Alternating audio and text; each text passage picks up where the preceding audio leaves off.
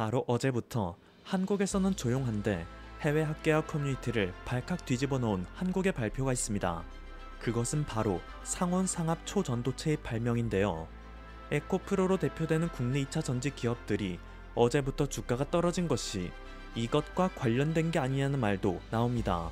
대체 상온상합 초전도체가 무엇이길래 이렇게까지 난리며 2차 전지 기업을 문을 닫게 한다는 것이며, 또 왜 해외에서는 난리가 났는데 국내에서는 이렇게 쥐죽은 듯이 조용한 것일까요? 결론부터 말씀드리겠습니다. LK99, 한국에서 발명한 상온상합 초전도체가 정말 사실로 판명이 된다면 이는 우리 인류가 영화에서만 보던 초 SF 시대로 접어들 수 있는 선결 과제가 모두 해결된다는 의미입니다. 제임스 카메론 감독의 아바타를 보신 분들이라면 어놉테늄의 존재를 어렴풋이 기억하실 것입니다. 아바타 영화 속에서는 고도로 발전된 기술력에도 불구하고 지구에서는 상용 가능한 효율적인 초전도체를 갖지 못해 머나먼 외계 행성을 찾아 떠났고, 이를 통해 발견한 물질이 어놉테늄이기 때문에 인류는 나비족과 전쟁을 치릅니다.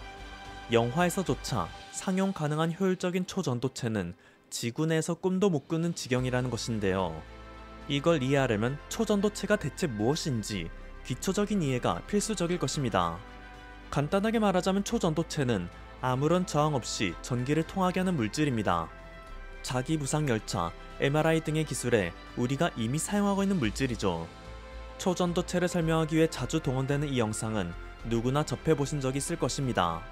하지만 이 초전도체의 초전도 상태를 유지하기 위해 현재의 과학기술력으로는 상당히 까다로운 조건을 유지해야 합니다. 지금까지 개발된 대부분의 초전도체는 초전도 상태를 달성하기 위해 극도로 낮은 온도를 요구합니다. 일부 고온 초전도체라고 불리는 물질들조차 영하 150도 이하의 온도를 요구하는데요. 가장 최근에서야 이따금 발표되는 상온 초전도체는 지구 대기압의 몇백 배의 압력을 요구합니다.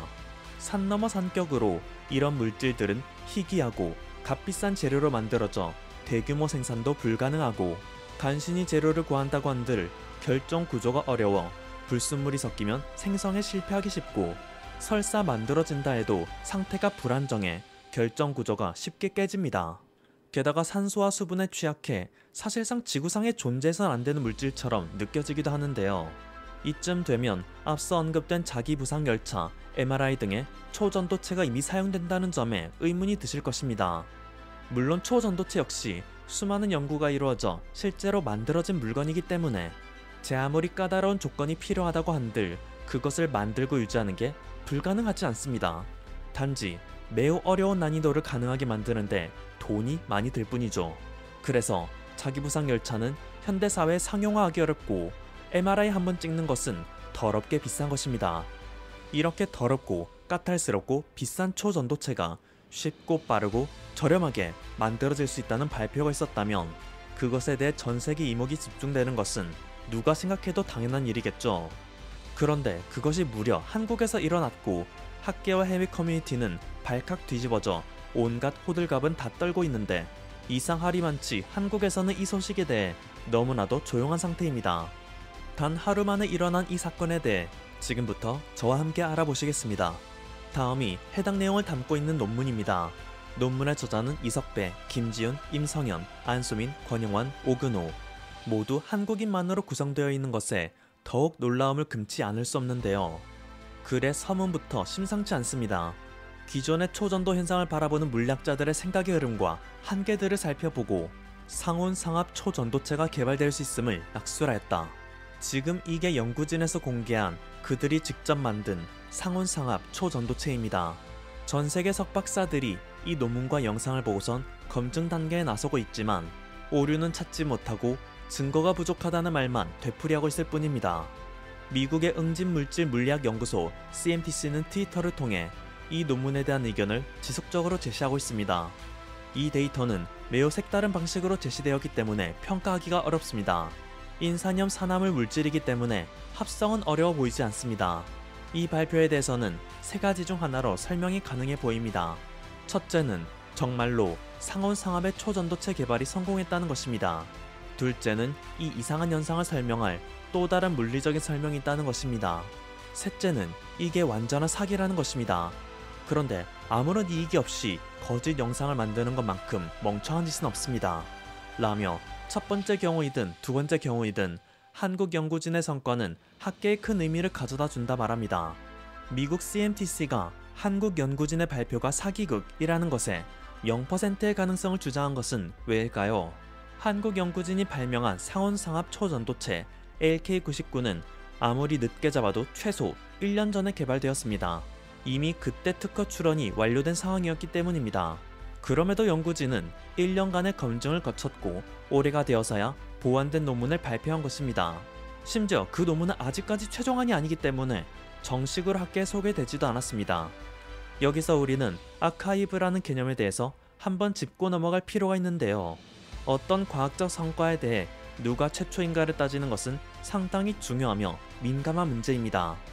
때문에 과학자들은 자신의 논문이 완성되기 전 이것은 내가 가장 먼저 생각했다 라는 흔적을 남기기 위해 미완성된 논문을 아카이브에 올려두곤 합니다. 한국연구진 역시 미완성된 논문을 아카이브에 저장하는 개념으로 올려두었고 이게 정식 자료는 아니기 때문에 한국에서도 크게 이슈가 되지 않았던 것이죠. 그런데 이것의 번역 자료를 본 해외 커뮤니티는 발칵 뒤집어졌고 그제서야 이를 발견한 학계도 깜짝 놀란 것입니다. 아카이브의 의미를 잘 모르는 해외 커뮤니티 유저들은 한국 연구진의 성과에 대해 다음과 같은 비판을 합니다. 데이터가 부족하고 논문 자체가 정돈되지 못한 느낌이다. 아카이브가 원래 정돈되지 못한 자료를 올리는 곳이니 당연한 일인데 이들은 이를 근거로 한국 연구진을 비방하는 거죠.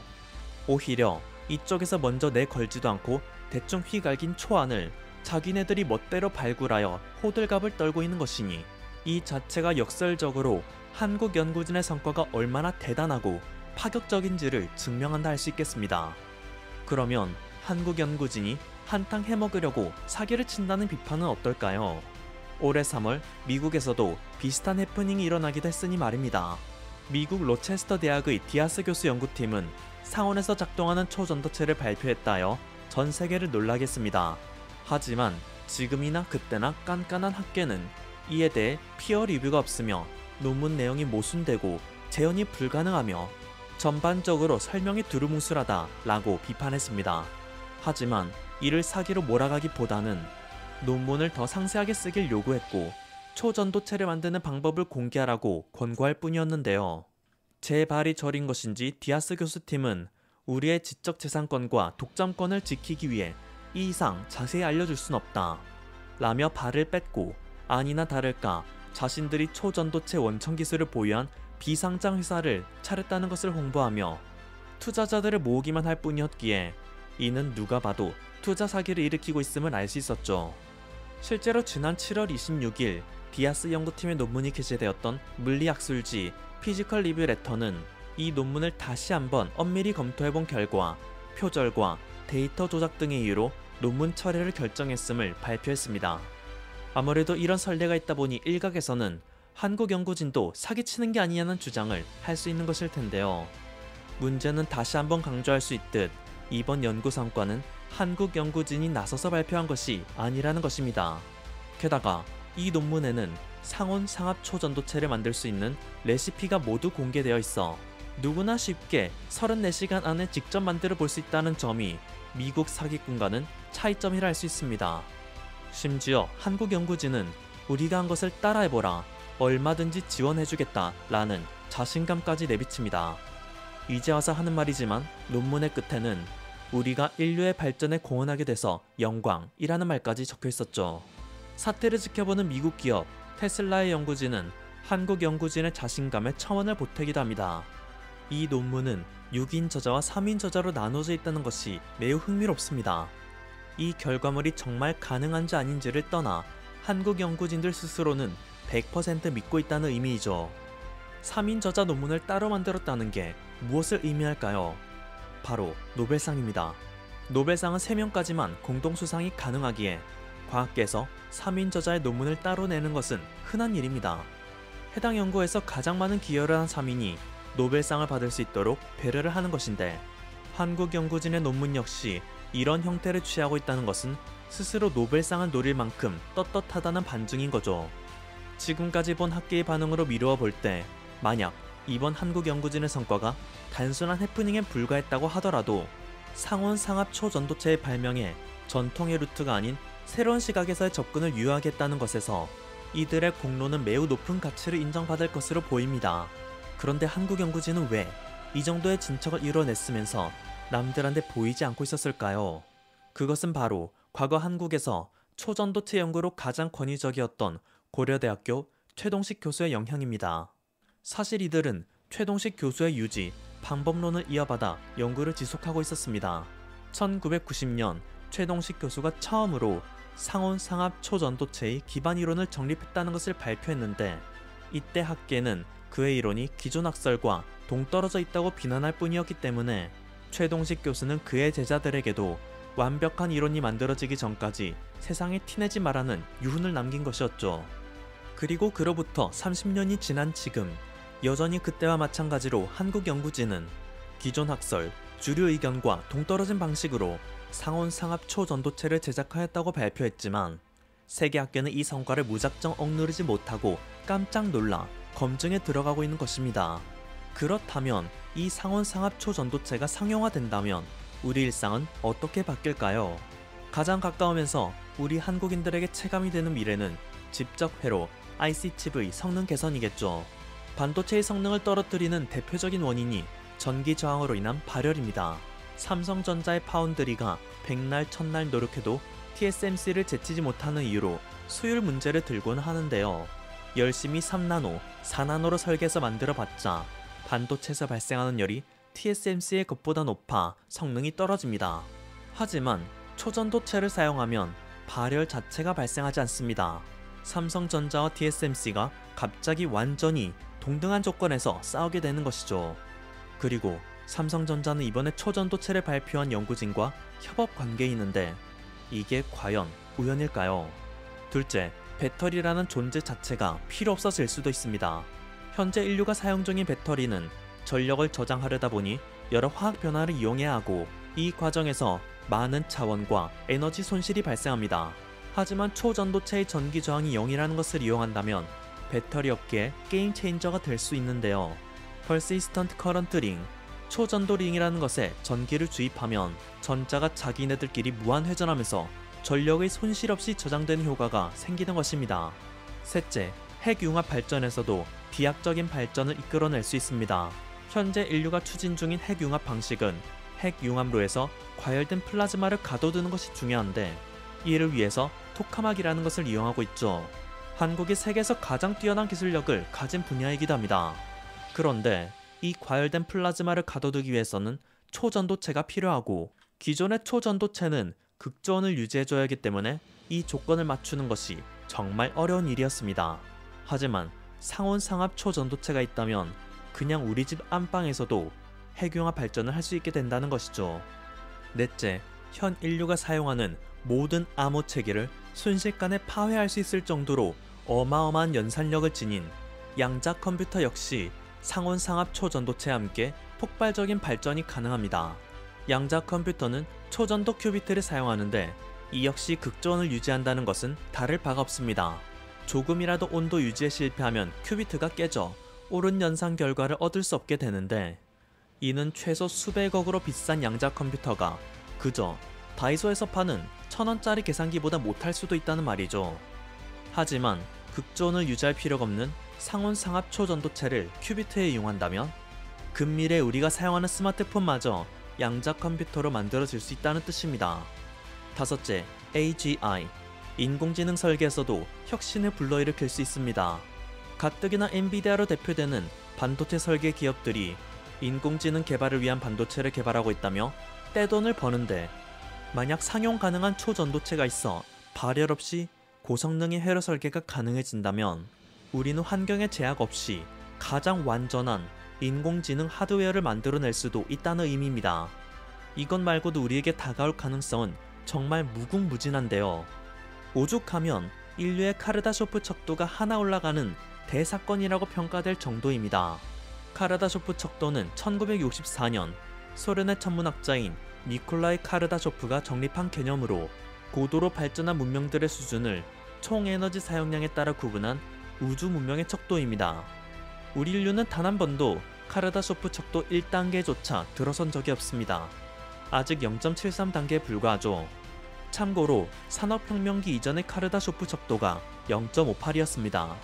만약 인류 문명이 1단계의 카르다쇼프 척도에 도달한다면 이는 인류 문명이 행성급으로 에너지를 이용한다는 뜻입니다.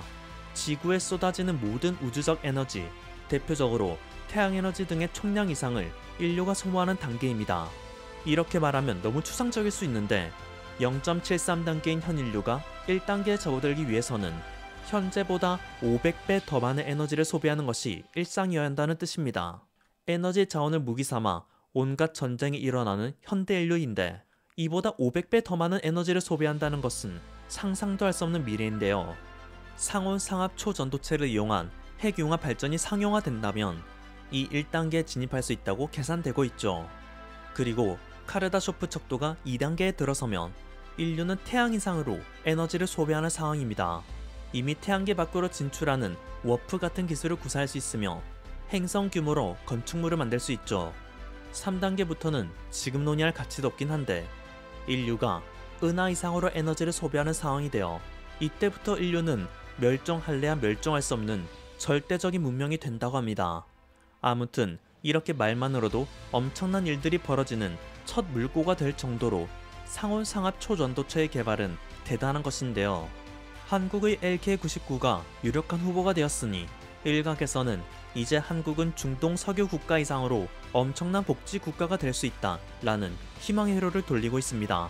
중동 국가들이 석유를 파다 얻은 수익으로 국민들에게 기본 수당을 주고 있듯 한국은 상온 상압 초전도체로 창출되는 온갖 부가가치, 설령 그까지 계산하지 않더라도 다른 국가에서 그 기술을 이용함에 따라 우리에게 지불하는 로열티만으로도 전 국민을 먹여 살릴 수 있다는 것입니다.